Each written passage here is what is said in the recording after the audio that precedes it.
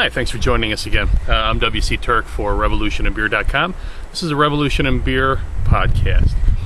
We're still in the UP here. This is Revolution and Beer on the road. As you can see, another beautiful place. We're just a little bit south of Munising in Michigan's Upper Peninsula. Beautiful day here. We just had a front come through. The weather can change here in an instant. It was sunny and warm a few minutes ago, almost the moment we stepped on the beach. The front came through, the wind changed, the waves have picked up a little bit, coming through the channel here into Munising Bay, just off of Grand Island, right behind the camera there. And it's a little brisk now, but that's the Upper Peninsula. It changes in a heartbeat. There's still some. We're almost into June here. There's still banks of snow here from a late winter, early spring snowfall that pounded the Upper Peninsula just about a month ago. Wanted to bring up one important topic. 2 weeks ago, we put out a press release there's a gentleman named Adam Kokesh who is organizing a pro-gun rally into Washington, D.C. on July 4th. His aim is to march thousands of armed supporters into Washington, across the Memorial Bridge, and march around Washington. The press release that we put out pledges that we will stand in opposition to him. I plan to be on that bridge if he's going to march on July 4th, alone or with supporters, in opposition. I've reached out to Adam, reached out to his supporters to tell him that we will be there peacefully, we will be there respectfully, but we will not be moved. It's not a free speech issue. This is a threat. This is an implicit threat. And I don't think that Mr. Kokesh is necessarily a violent person. I don't think he's a bad person. But I do think that the hysteria over guns and gun control in this nation has reached a level, has peaked to a level that is counterproductive to the best interests of this nation. That's one of the reasons that we wanted to stand in opposition to that. I'm a gun owner. I grew up around guns. I've been to war, seen it firsthand. I understand guns. I hunted as a child, as a young man. Not afraid of guns. I understand their utility. I have an upcoming novel, my third novel, Emmitsburg, that should be out the second half of this year.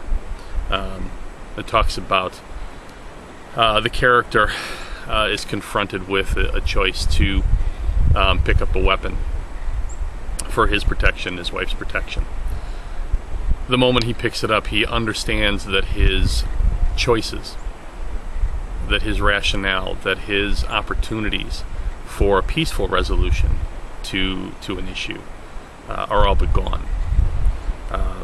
And I think that's lost in the hysteria on the pro-gun right, but also on the anti-gun extreme left. I don't think that there's that many people on the left that are truly anti-gun. I'm not, but I'm pro-reasonable gun control. I think that's rational. I think it's necessary. I think in this society, the community has the right, it has the privilege, it has the responsibility to set limits for everything in this society in order to make sure that the society is respectful to other people, to other people's wishes and perspectives, and in deference to the Constitution.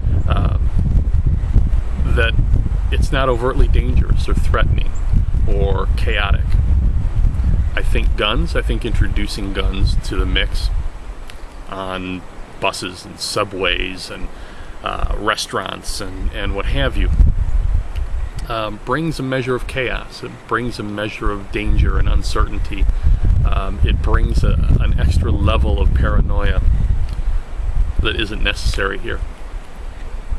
The other thing I'm concerned about is guns don't bind communities. They don't bind neighbors. They separate people.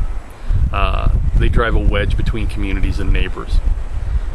If you think that guns foster respect between neighbors, it's a respect based upon fear, not upon mutual need, mutual community, mutual respect.